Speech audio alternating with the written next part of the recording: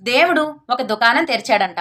అక్కడికి మనలాంటి ఒక వ్యక్తి వెళ్ళి, "ఇక్కడ ఏం దొరుకుతుంది?" అని అడుగుతాడు. అప్పుడు ఆ దేవుడు, "నీకు ఏది కావాలంటే అది దొరుకుతుంది. అన్నీ దొరుకుతాయి" అని సమాధానం చెప్తాడు. "డబ్బు దొరుకుతుందా?" "దొరుకుతుంది." "మనశ్శాంతి దొరుకుతుందా?" "దొరుకుతుందయ్యా." "మరి ఆరోగ్యం?" "దొరుకుతుంది."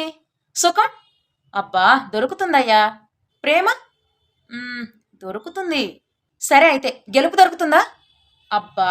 అన్నీ దొరుకుతాయని చెప్తున్నాను కదా! ఇంకా క్యూలో చాలా మంది ఉన్నారు. నీ పనయిపోతే ఇంకా క్యూలో నేను సమాధానం చెప్పాల్సింది చాలా మందే ఉన్నారు" అని దేవుడు సమాధానమిస్తాడు.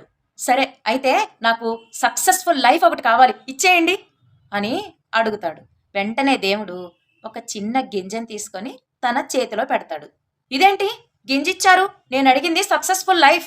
మీరేంటి విత్తనమిచ్చారు? దీన్ని నేనేం చేసుకోను?" అని అడుగుతాడు. "దీన్ని తీసుకెళ్ళి నాటితేనే కదా నీకు అది మొక్కయి, మహావృక్షమయ్యి, ఫలాలనిస్తుంది" అని దేవుడు సమాధానం చెప్తాడు. అప్పుడు అర్థమవుతుంది ఆ వ్యక్తికి. బుద్ధుడికి చెట్టు కింద జ్ఞానోదయం అయినట్టు, ఆ చెట్టుకు సంబంధించిన విత్తనాన్ని చూసి ఈ వ్యక్తికి జ్ఞానోదయం అవుతుంది. దేవుడి దగ్గర విత్తనాలు మాత్రమే ఉంటాయి, ఫలాలు కాదు అని. కష్టపడకుండా ఏదీ రాదు అని.